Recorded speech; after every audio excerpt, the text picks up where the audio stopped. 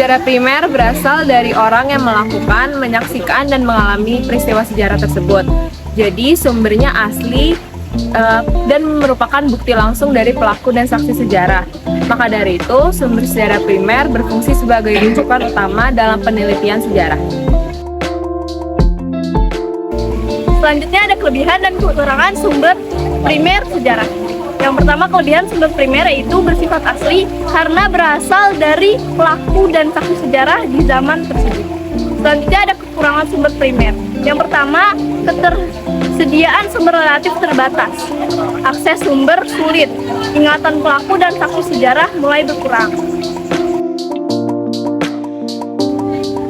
Di sini saya akan menjelaskan tentang sumber sejarah primer berdasarkan bentuknya. Nah, sumber sejarah primer berdasarkan bentuknya ini dibagi menjadi dua, yaitu secara tulisan dan juga secara lisan. Nah, secara tulisan itu berdasarkan contohnya itu seperti tulisan, contoh misal seperti tulisan seperti itu, dan juga sedangkan kalau secara lisan itu tuh seperti orang yang mendengar, menyaksikan atau yang mengalami. Jadi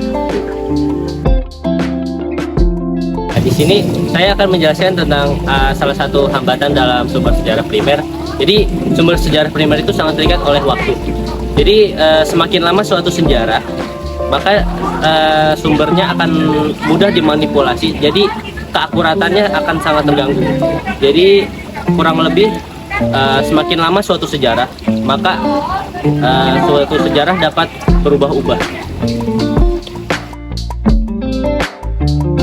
Terakhir saya akan menjelaskan contoh dari sumber sejarah primer berdasarkan tulisan. Yang pertama ada arsip dan buku, lalu yang berdasarkan lisan ada saksi sejarah dan toponimi. Sekian video penjelasan dari kami. Terima kasih telah menyaksikan.